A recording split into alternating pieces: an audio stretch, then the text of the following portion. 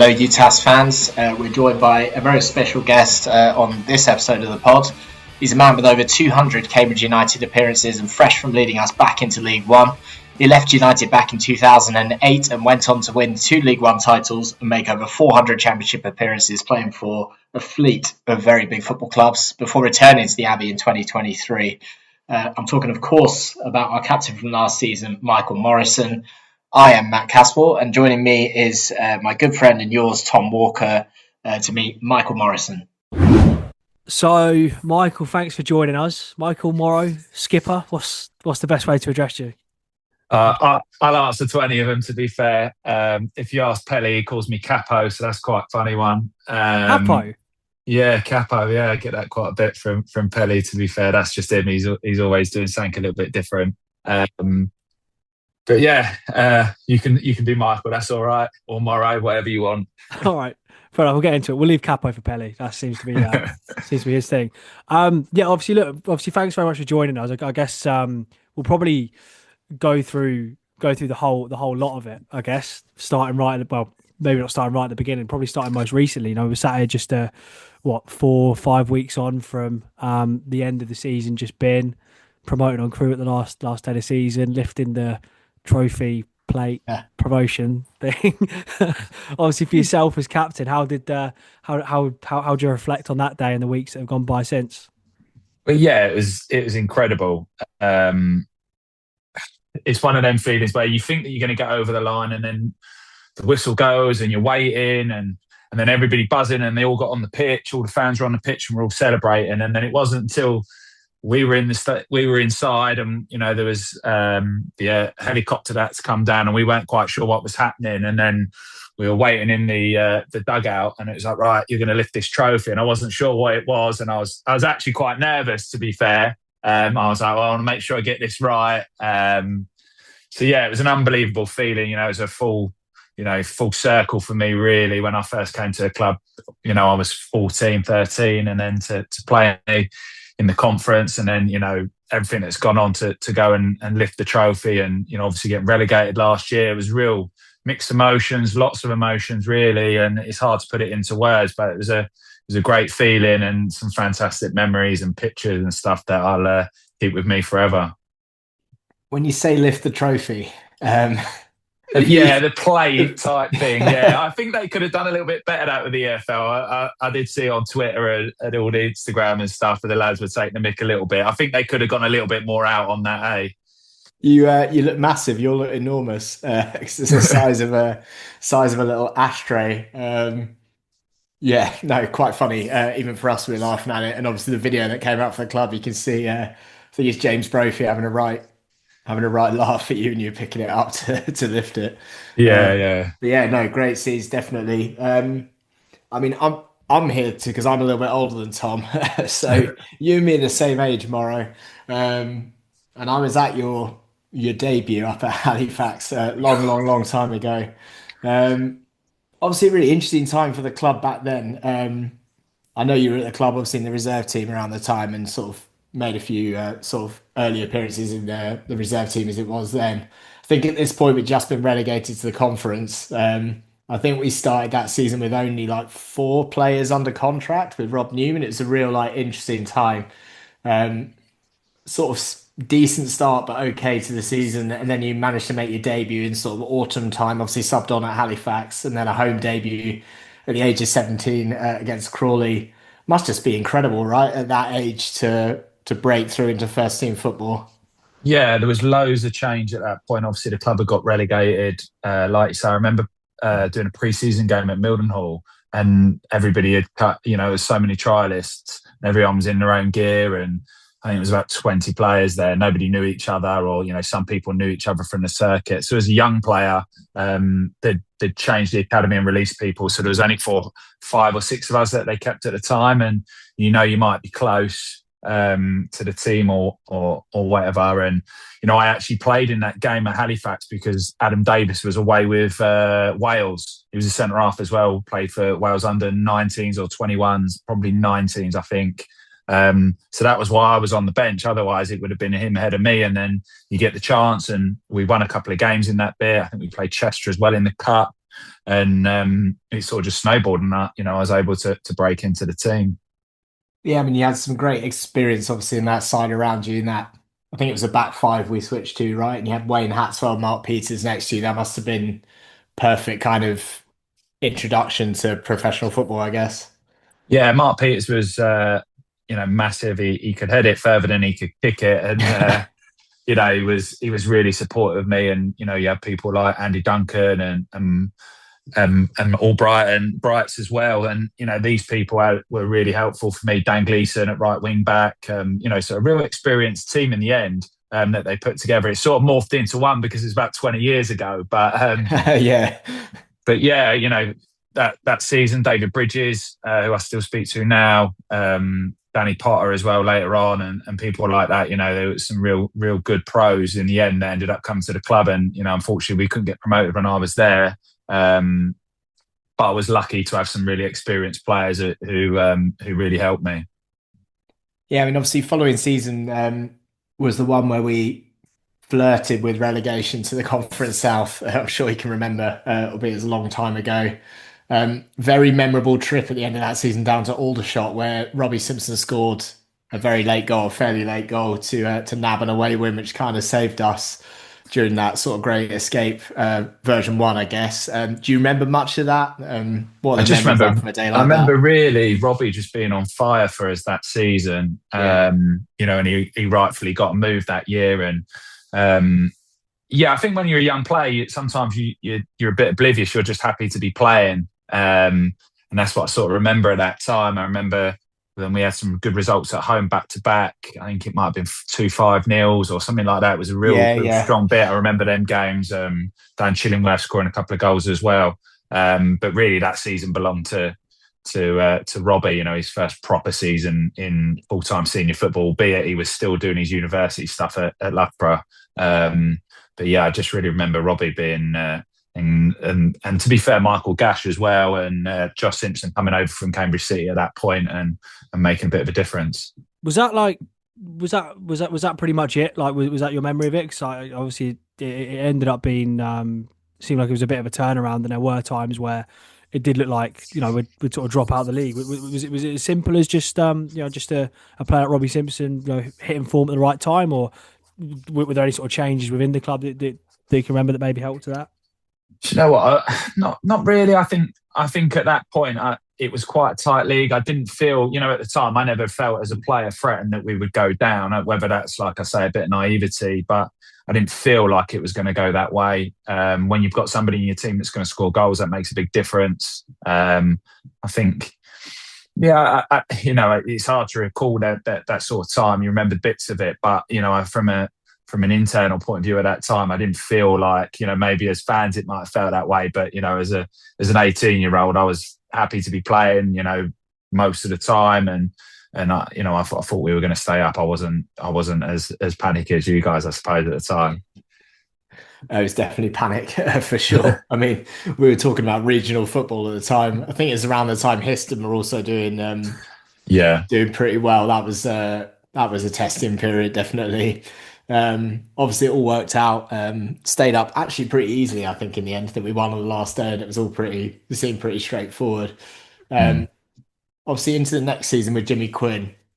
A difficult season for you, I guess, maybe slightly off the field. I think there was a lot of chat around Christmas time around new contract. I think Jimmy Quinn even came out and said that he was trying to sort of maybe even move you on. I think he said this in a press conference from memory, albeit again, this is a long time ago. Yeah.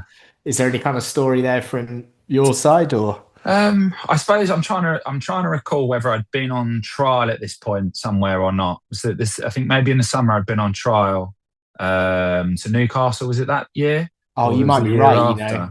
I think basically, I mean, you were within your rights to not sign a new contract. Yeah, I'd been on trial to Newcastle. I'd gone up to there. They were playing this is how old I was. It was like the Intertoto Cup in Europe. I don't know if you can remember that. I remember that.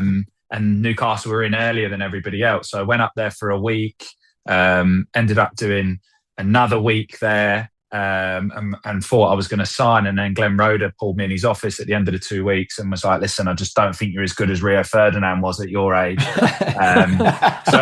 I wasted 2 weeks there because that was never going to happen. I don't think he was going to sign any centre-halves if that was the bar. But I remember doing 2 weeks there. I'd gone down to Chelsea and done a couple of days over there. Brendan Rodgers was the under-21s manager. So the beginning of that year, at that time, I'd been on trial a couple of places and nobody had taken me. I mean, I can't remember the exact timeline of all this. And then it come to January and we were in and they was offering me a contract and I signed it eventually. I signed it. I mean, it wasn't at the time, it was good money, but it wasn't like I was going to be top earner at the football club or anything like that. It was good money for where I was as a young player. And I'd spoken to Al Lua and to be fair to Al, he made a good point. I still remember it now. He was like, listen, if a club really likes you, they'll go and pay money for you and get you. Otherwise, it's not a case of just because you haven't, you wait until the end, you're still under compensation and stuff like that. I suppose a little bit like Liam Bennett in terms of the compensation stuff. If you run down your contract, there's still compensation, which can make it difficult. So I'd signed. So I signed the new deal in the January, then left in the summer from Leicester, and Gary Brabin had taken over. I never got to meet him. I'd gone to Leicester, but I'd only got to Leicester through the trial at Newcastle. Nigel Pearson was part of that coaching staff, and he ended up with the Leicester job, and he'd seen me for them 2 weeks, and that's how I ended up with the move to Leicester. I mean, albeit, I ended up playing quite a lot of games at Cambridge 3.5 years. I don't think now, when you think about young players, if you had a young centre half who had played that much, I think normally, you'd be lucky if you can get them into the first team. You see, we've at Cambridge sold centre halves at 15 for more money than I went for. So, tend to not get them players through into the first team as much now. Yeah, so I mean, to be honest, I think with the benefit of hindsight, you probably made a good choice, I would say, for your career, which is fair enough. Obviously, that season with Jimmy Quinn ended with the playoff campaign. That crazy 2-2 game up at Burton Albion, which I think was your last game, obviously, of your first spell with United. I mean, what was that night like? That game was pretty wild, if you remember. I think it must have been my fault for some of the goals, to be honest. I can't remember too much, but I'm sure it must have been because I didn't play in the final. No, I know. So that's what one of your regrets. I never got to play at Wembley. So that that's the biggest thing that I take away from that. There, I mustn't have played very well in one of the games because I didn't play in the final, and he kind of went with experience in the final, and that didn't pay off in the end. I mean, not that it might have made a difference, it might not if I played, we'll never know. But I think my overall riding factor with that was, I was disappointed we lost. I was disappointed I didn't play. So yeah, it was a bit of an anticlimax to that finish of that season. And at that point, you think, right, we've got to go again in that. What happens, with the recruitment and stuff like that with players, because we really pushed the boat out, I think, to sign some good players. So to be able to keep them when you miss out is always difficult at that level. Yeah, I mean, it's a shame, really, like the way that sort of thing works out, because it feels like that would have been a brilliant way to cap off, a pretty, impressive start to sort of professional football life. But such is the way it goes, I guess. And then, obviously, you mentioned about the move to Leicester. I mean, you mentioned right at the start that when you were sort of just coming through the ranks at Cambridge, it was like a trial day at Mildenhall where no one was wearing the same kit and stuff like that. And then, 3-4 years later, you find yourself at Leicester. I guess they're playing at the King Power ground at that time, or it might be the Walker Stadium, I suppose, at that point. And it must have been a totally different setup. What was it like going into an environment like that from Cambridge, which I guess is probably nothing like the club it is now. I mean, in the same league now, but not anymore. Yeah, not that time. So I'd gone on holiday, and just as I was leaving, my agent was like, "Oh, listen, Leicester are interested." And I said, "Well, listen, I've heard this before. Such and such interested." At this point, I'd sort of not given up on leaving, but didn't think that this information my agent was giving was probably correct, and I was wrong because I flew there, landed in Lanzarote, got the phone call, right, they want to do it, and then had to organise a flight to get back. So my my wife weren't very happy, girlfriend at the time, wife now. Um, she weren't very happy, so that she came back as well. So we planned this week holiday. I'd just been beef with my mates the week before, and then the time I get a phone call was when I was with her. So we flew back, signed the next day, and it was the Walkers at the time. You go around the stadium, and it's so impressive, for you look at it from Cambridge to Leicester. At that time was a big shift. With training ground as well. You go around that. I mean, Leicester's training grounds kicked on even more. But even at the time, like we were training at Cambridge, you'd meet in at the stadium. Sometimes you're clutching to get a training pitch. Sometimes you'd go round to Coldham's Common. I remember being there and a dog coming past, peeing on all the drinks bottles. That's where we were at the time. And you go to Leicester, and actually at the time I hadn't really realised. I knew how big Leicester was, but I didn't realise the position that they were in. Having just been relegated, the first game I played in, it was a pre-season game against Ilkeston. The first team was on. It was a split team. First team was on, and they were drawing, and the fans were booing, and it was like a pre-season game. So there was a lot of uproar there. But they brought in lots of young players that played throughout the league. People like Andy King, Lloyd Dyer, who went on to do brilliant things with a football club and move them up to the Premier League. So they recruited really well. So it was an exciting time with a few young lads involved in that. So to be a part of it, it was a massive step up from non-league football to League One and top end League One expectation. Yeah, how was that for you? Because obviously, you say like maybe at some of the points in that season with Cambridge where maybe we might have dropped out of the conference, it's just like young player, almost just happy to be playing, just happy to be involved sort of thing. But they're making, well, not just one, but a couple of steps up the pyramid. I mean, did you feel like you were in the right spot, or did you feel like you had a bit of a way to go to kind of make it up to that level? I was really lucky that we had. I was signed really early in pre-season, so I was able to do pre-season with all the lads, and it helps you feel comfortable with everybody. I think if I'd have been dropped in a week before the season started or in January, that would have been really difficult. But really getting a feel of what the manager wanted, who making friends with everybody, feeling comfortable around the building, that really, really helped. So I ended up making my debut first game of the season against MK Dons. We won 2-0. Amazing feeling. And I think there was quite a few young lads with some experienced players as well. And the MG of the team really was calming and real positive. So I think if I'd have gone in with a different group, different manager, maybe it would have been a slightly different feeling. But, I was playing next to people like Chris Powell, who was amazing from my beginning of my career. Andy King in midfield. We had Tom Cleverley as well later on that season. It was a really, really good team. Steve Howard up front. And what Nigel was asking me to do as a defender was really simple. Head it and kick it, give it to better players. That's your job done. And at the time when you play centre-half, it was different to now. You're not splitting outside the box and, inside the box, playing through the lines as much. It was very much, defend your channel, block, tackle, pass it to the person next to you type stuff. So he made it really easy. Nigel was brilliant for me. I've been played centre half as well. So I did feel comfortable once we got going because, the team was winning, really good players that supporting you. And we went on and smashed the league, to be fair. It was an amazing year for me.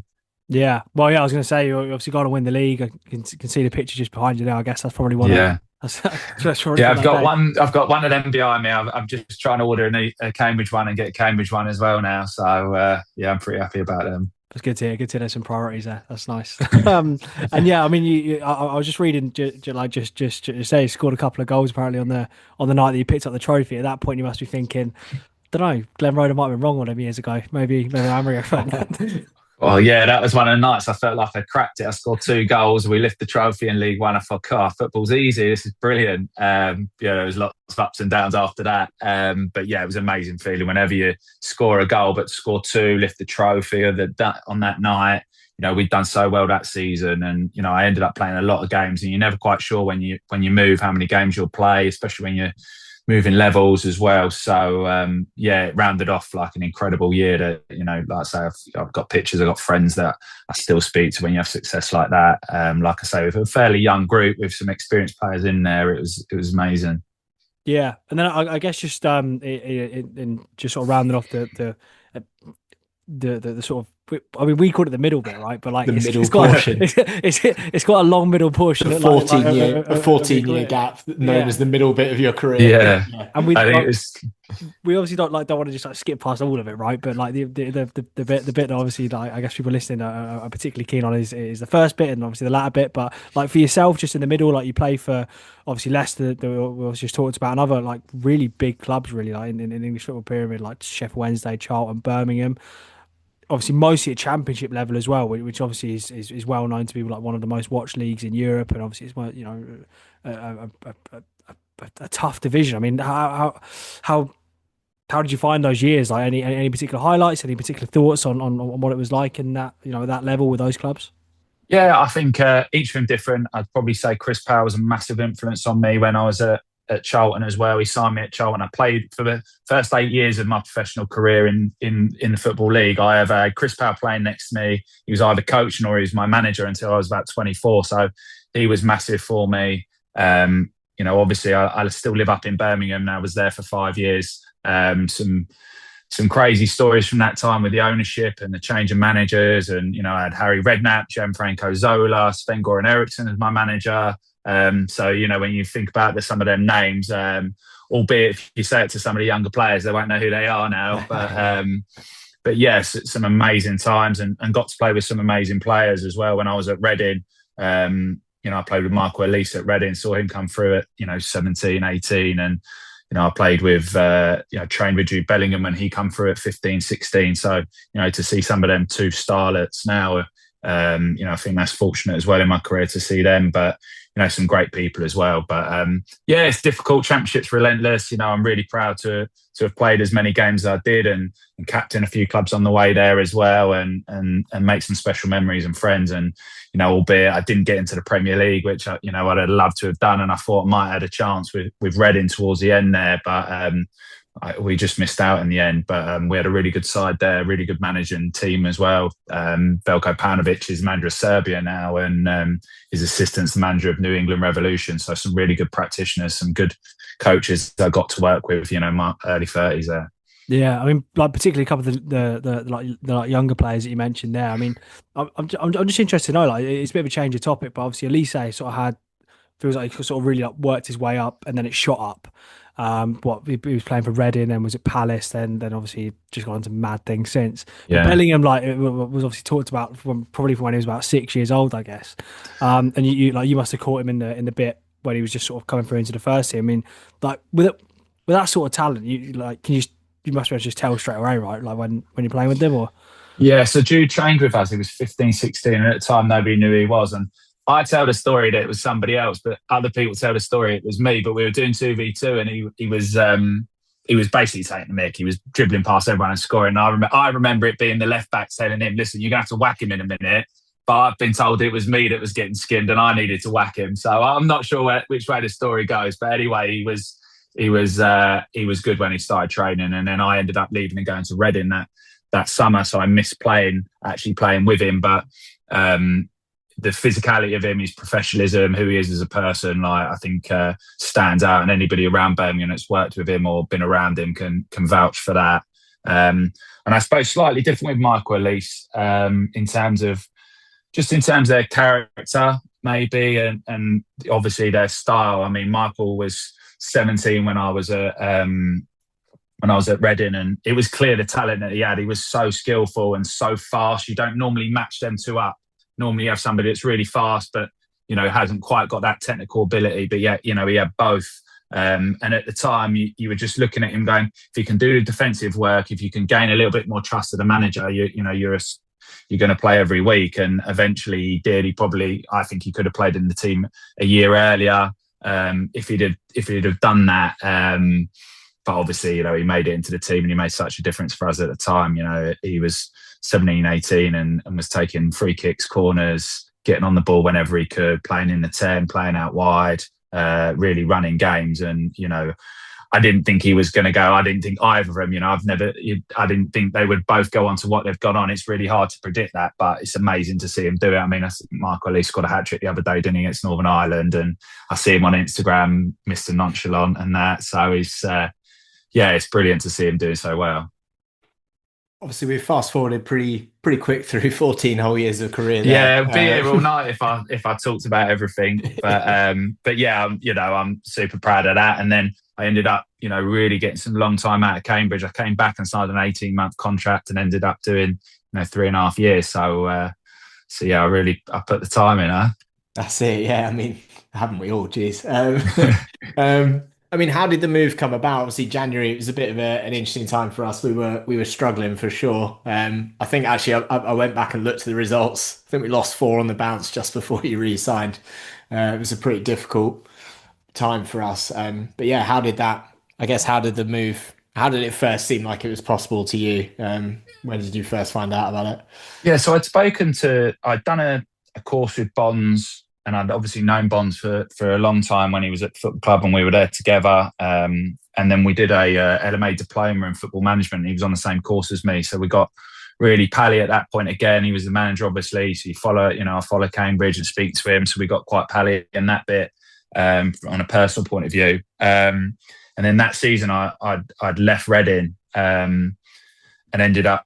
It took me a long time. I ended up signing for Portsmouth like the week before the season started. And during that time, I'd spoken to Bonds about, what's going on at Cambridge. And they'd just done, they were doing Zeno from Bournemouth and they'd gone down that route. So he was like, listen, there's no space there. Like, we can't do anything. I'd love to, but, we've already done that part of our budget.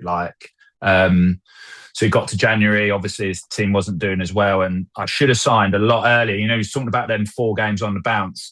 I should have signed beginning of January, but Pompey we'd spoken at Christmas. Do you want to do it? I was like, yeah, I'm ready to do it. Like, I enjoyed Pompey. Probably didn't see the best side of it. We weren't. When you're at Portsmouth, you need to be at the top, and we weren't doing as well as what we should have done. And, I probably wasn't playing as well as I should have done myself. I hadn't had a pre-season. I'd come in the week before the season started. So that was difficult for me. But anyway, the Cowleys ended up agreeing it, and then they got the sack. John Messino then comes in, and there was a little bit of time before John got the job. So they wouldn't let me go there at that point. It was a case of, I'll just wait 1 week and we'll do it. And then they wanted to get somebody in, and that took them about 3 weeks. So I'm watching Cambridge losing 3 or 4 times in a row. You're thinking, "God, I'm committed here. This is going to be an uphill battle now." And that's why it took longer. Like it was something that we had agreed at the beginning of January, and it didn't end up happening until right to the end. And I suppose that's a good example of how difficult the transfer window can be. Yeah, I mean, it's interesting to know because so we've over the years we've spoken to guys like Harrison Dunk, who obviously was with the club like from bottom up, like did the whole journey into League One. Obviously, we've heard like Neil Harris talk about the difference in the club from when he left to go back to Millwall to when he came back to manage Cambridge again. But for you, like because of like, the gap between, can you explain like the difference between the club that you left compared to one that you came back to? Because presumably it must have been worlds apart. I mean, you're talking again about like trial days at Mildenhall and stuff like that compared to like a League One football club. All right, struggling on the pitch at the time, but presumably it must have been worlds apart. Yeah, I think until the training ground got done and finished and we moved in, there was still similarities between the club having to catch itself up. And training ground was a game changer. I know it's not exciting for the fans to hear that, and they don't get to see it. But as players, as staff working there, that's the biggest difference when that happened. I mean, when I first got back to Cambridge, we were still training at the same place, but we were in the cricket pavilion. So there was 4 changing rooms, and everybody was split up in the changing rooms. So I wouldn't sit next to Sam Smith. I might not see him until I get onto the training pitch. So there was still a little bit of work to go like that. So when the training ground happened, that made a big difference. They were driving the food over from the training ground, from the stadium to the training ground. If anyone's tried to get across Cambridge, it takes 40 minutes to do that, let alone cook the food and bring it over and pack it up and unpack it. So when I first arrived, there was still a lot. So even from when I first arrived to when I've left now, the amount of change that's happened within the football club. You look at the recruitment team now, that's got bigger. Neil's doing a great job. There's still some familiar faces as well around the place. Janet was there when I was 17, she sponsored me. She sponsored me again. She's head of HR. So there are still bits. The academy's reformed again. That's brilliant. Some really good young players. I was touching on it earlier. I know they've sold a few players in recent years for, a couple 100,000. And that goes a long way, because a lot of the time now you can't get them to under 18s because of Brexit, the way that clubs aggressively sign young players. So yeah, I suppose that would probably be, the biggest change, that training ground and the people that you've got. You look at that sport and directorship model with Neil and the way that they work.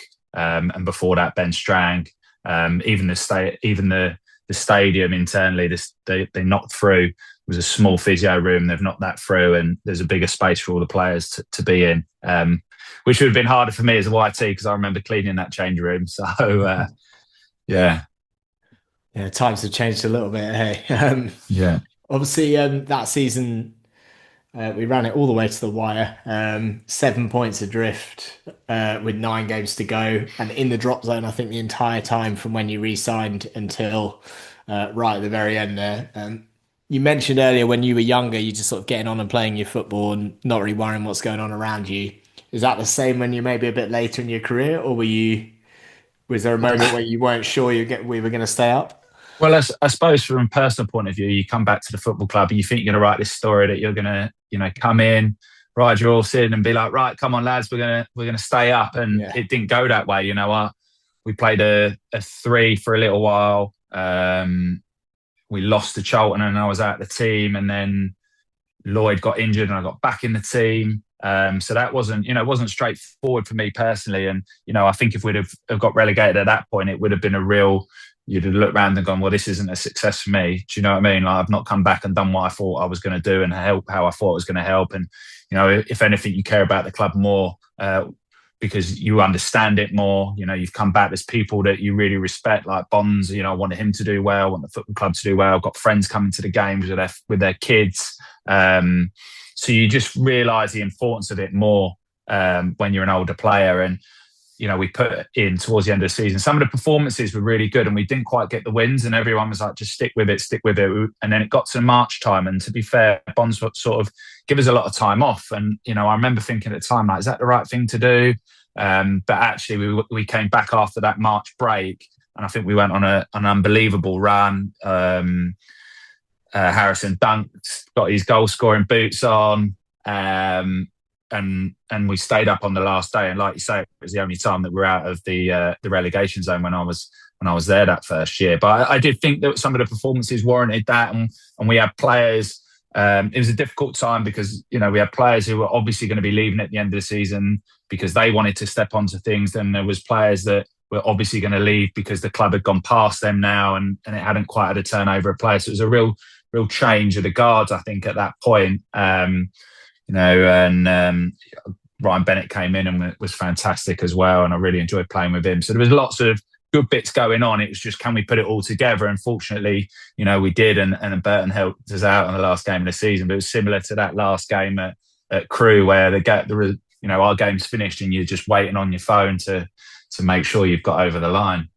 Yeah, well, that's it. I mean, that was kind of the next question really about that final day. I mean, I can speak for sure as a fan and say that it was absolutely horrendous. That last, well, it's funny how these things mirror themselves, I guess, because it was between our game finish and I think we were waiting for MK Burton. I think it was MK Burton, yeah, and it was the same. It was obviously similar at Crewe, going up the other way. I mean, what was that like for yourself? Because obviously you started in the game but came off, I think, sort of shortly after we go ahead. I mean, I guess at that point, presumably you become as much a fan as anyone else in the ground, right? And you just check. Yeah. Well, I got a massive dead leg for quite a few weeks actually after that, because you don't want to come off. But at the time, our game had sort of finished. Forest Green were hopeless that day, and it was like 2. I don't know where it ended up in score, but it was a comfortable win, and we were just waiting for the game to finish. It was more on everybody else's results, and the whistle went, and I remember waiting, and then. We got here at a result, and we were all on the bench at that time. You can't get any white 3G properly because everybody's checking their phone. Somebody says there's a goal and you're not sure and whatnot. I just remember after the game, my mum and dad, my brother were all on the pitch, and I ended up finding them, getting pictures. Family were there, friends that I'd gone to school with and stuff like that. So it was a real, I think sometimes you have to realise what success was, and at that point, that was real success. It wasn't that everybody had underperformed, and I think everybody had realised where we were, got together as a whole club and united, and managed to keep ourselves up over that line. And I think that team deserved it. When I think of people like Joey Ironside, Sam Smith, Harvey Nibbs, Dimmy, I don't think that was the right way for them to finish at Cambridge. So I was really pleased. Liam O'Neill, people like that. I was really pleased that we were able to get over the line, just so it made their story right. I don't think it would have been a good way for that team to have to finish for some of them guys, because they'd been brilliant people for the football club. Yeah, that makes sense. I mean, obviously, next season after that, having stayed up was a difficult one as well. Obviously, for us at League One, it's always going to be something of a challenge, I think. This resulted in Mark Bonner leaving the club, obviously, turned out to be temporary departure, but which is good for us in the long term. How difficult, I guess, are those moments in your career? You said there before you're obviously friends with Bonds, and we know sort of from first-hand experience he's obviously a great guy as well. Must make it a little bit more difficult even. Yeah, I think it's challenging for everyone. It would have been challenging for Paul and the owners to make that decision, and they'd stuck with him so long the season before. So it was a bit of a surprise as players. You think that he would maybe had a bit more time. It was difficult, and I remember him calling me and thinking, "Oh, what's going to happen now?" And who's going to come in, and the culture that he created there, I thought was still good. The players were playing for him. It's always difficult when you're recruiting in that market, and your budget is what it is, and how that looks. And we found that out, the following season. But yeah, I think just, and as a person, and it was one of them. I was surprised, but football moves on so quickly. You're on to the next thing so quickly. You can't really breathe because you're ready for the next thing, and it's your role as a captain to make sure everybody's pulling together and keep progressing. And it almost felt a bit weird that he brought me in, and it was his project, and he brought me in on it, and then he wasn't there anymore. But that's football, and it writes different stories, right? Who would have said that he'd be back and it'd be him and Neil at the helm type thing, running the football club? At that point, you'd have never have guessed that. Yeah, for sure. I mean, we'll certainly come back to Neil Harris in a second. So I guess there's a couple of questions to ask about that, both from that season and maybe one a couple of seasons later. Just before we move on, obviously the start of that season, which obviously we were just talking about Bonner leaving, but just a couple of months before, there was a moment I wanted to ask you about, particularly one moment, the game against Shrewsbury. First goal back for us after 16 years away. Quite a good goal, I'd say. I'm gonna guess probably one of the better ones in your career. Must be up there. Just talk us through that. Yeah, do you know what? I can't. After the game, I thought, Bonds and all the lads were. I could tell everyone was buzzing, but nobody could be buzzing because we didn't win. We threw it away right at the end, so it sort of tarnished it a little bit at the time. You but definitely I'm buzzing, are. yeah. Listen, I've never dribbled it through people like that and scored. Bruce always laughs because he's going, "Oh, I got the assist for that one." Yeah. So he's always like, "Oh, that's the easy assist." And then actually we played. I was in the car school with Marco. I didn't realise it was Marco until I started talking about the Shrewsbury game. We were playing Shrewsbury, and I started talking about it, and he was going, "Oh, I was the bloody goalkeeper." And so I was always giving him stick. He said they were all in their Shrewsbury going, "How have you let that centre half, that old so-and-so, get through ours and dribble through and score?" And yeah, I suppose the only thing, if I was trying to be too greedy, was it would have been better if it was the Newmarket Road end, right? But yeah, I that was one of it's the best goal I've ever scored. Do you know what I mean? I think most centre-halves would say if you could dribble through 4 or 5 people and tuck it in the corner. And I have shown a few people that video, so that gets its good use. Yeah, a few. Yeah, Yeah. Probably got about every 4. time. Yeah, Probably got about 5 digits the amount of people that's probably seen it. But yeah, look, obviously that was definitely a highlight in what was a difficult start to the season. Difficult start. I'd probably say quite a strange end to the season and middle.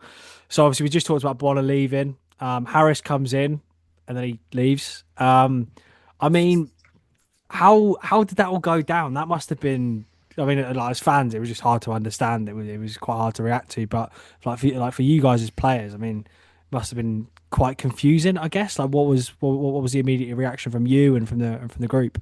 Yeah, I want to say it was Bolton Yeah, at home, yeah, it was. and That was the Tuesday night.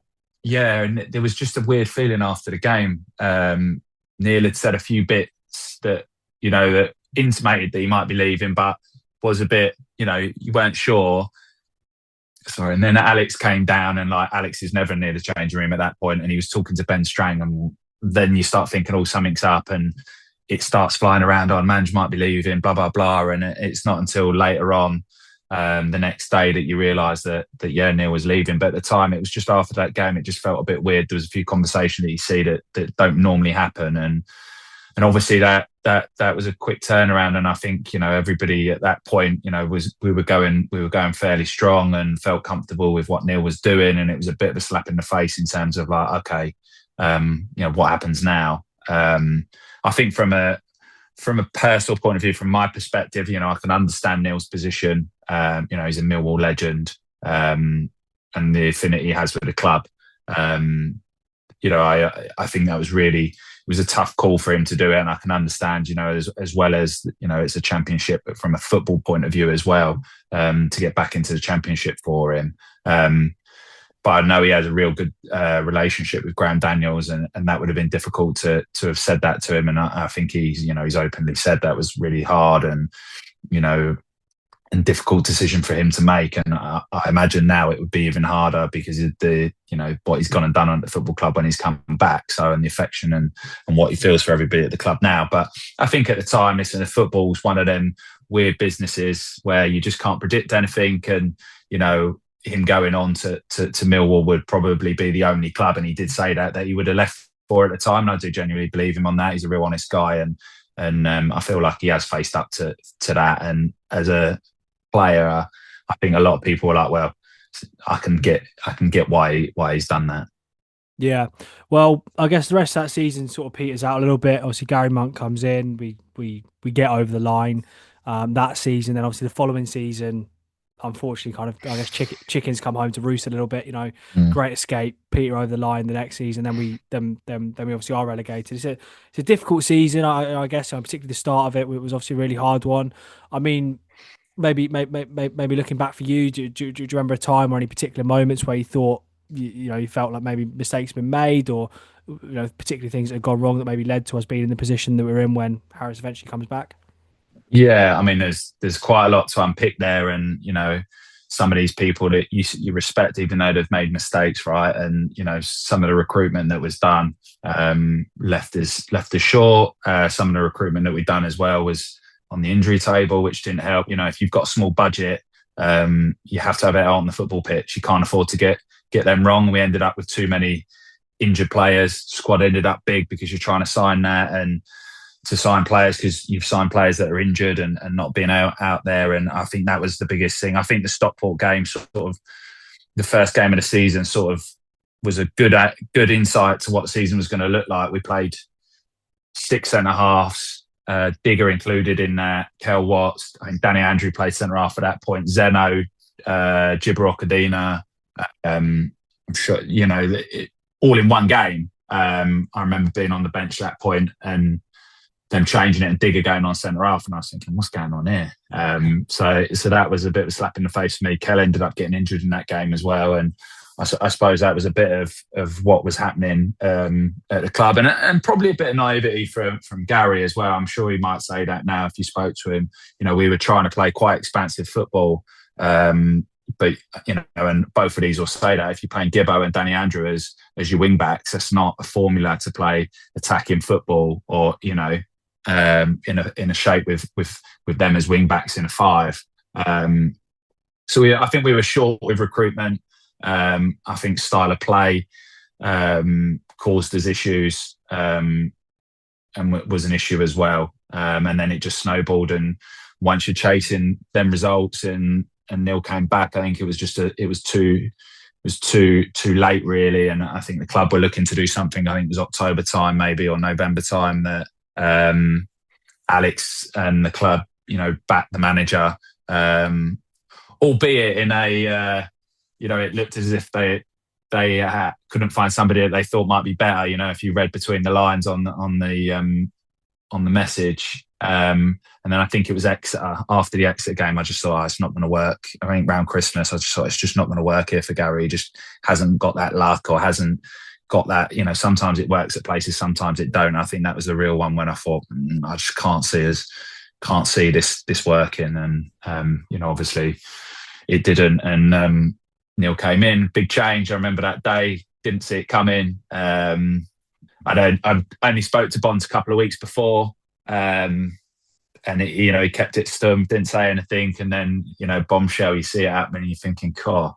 Phone calls going, "Have you seen what's happened?" Like, it's the first time in football the sporting director's hired the person that's replaced him in the football club. So yeah, it was a crazy season. It ended up in being really unsuccessful, really difficult. It was the first time I'd written program notes before. And I remember every week having to write, thanks to the fans, we're trying our hardest. And, that was really difficult as well because, I don't think some of it was a lack of effort. I think some of it was just a lack of quality within the group as well. Yeah, I think that's fair enough. Maybe decisions made slightly too late on the managerial point, I think. They put a few statements out after Exeter. I think it was after Bristol Rovers. They kept putting statements out, sort of backing him, talking about the underlying data. Still a bit of a stressful one for us. Obviously, as you said, Neil Harris came back. Came totally out of nowhere for us as well. Quite a big surprise how that all went down. Quite a crazy situation and crazy day. We've started that then last season, season just gone. Obviously started reasonably well, a bit patchy with the away form, but things started to really come good around sort of November time. Was there like a turning point for you or a moment where you felt, similar how we were talking about the relegation season or the survival seasons earlier? Do you think there was a moment or a game during last season where you really felt like we were the business? I think the recruitment was really good to start with. I think the team that went up last season was better than the team that went down in League One. I would argue that definitely. So I thought the recruitment was really good. So I did expect us, and I think internally within the group, pre-season, I think we were all looking going, we can definitely get the playoffs, definitely. And like you say, it was a bit patchy and we couldn't put it together. And I'm thinking, I knew, like, it's easy for me to say now. And I remember telling a few people, I remember speaking to people and saying, so once this team gets it together and we all group, it's going to fly. And that just so happened when I got injured and was out of the team and we started flying. But yeah, it had the mould of everything, I think. It had some good experienced pros in there, some young players that come through to do well for the team. It had some good lads that were in their mid-20s that were experienced and able to show their qualities and really care for the team and not be too worried about themselves and their own performance, really putting the team before it. And the defensive structure that we were in terms of the higher press that we had, I really liked what Neil's done with the back four, back five and being able to change that shape and it grew as in developed as the season went on. Ben Knights came into himself back part of the season as well that we were all hoping for. He was fantastic at Cheltenham at home at the beginning of the season. So it had real quality and like you say, you're just waiting for it. Possibly you could argue it just really clicked. We changed to 3 against Salford away from home, and then from there our home form really improved. We beat Barrow away. And then Christmas was a real big period for us. I think that really made a difference. When you look at some of the fixtures and the results that we come out with, that really set us up to really go for it. But I think there was genuine, certainly from me, and I was trying to push that onto the players that this team could be in the playoffs. And then after Christmas, we were going, well, actually, who wants to give up their May? Let's go and get it, right? Yeah, for sure. And then I guess just sort of after Christmas, we obviously continued the good run into January, maybe a slightly trickier February, and into that kind of Easter period, which seemed like a little bit well, thankfully in hindsight, just a bit of a blip. But we go into that kind of last home game of the season, obviously needing to beat Barrow. We realistically thought we were going to need to win our last 2 games, I guess, but four points was enough in the end. But obviously that's obviously your final appearance, I think, of the season, and obviously Yeah. you also leave the club just after the season finishes. So must be good for you as well, just to kind of got that day and obviously got a sort of an appearance in a game of that magnitude against Barrow, because it was an important win and a really good result to go with it.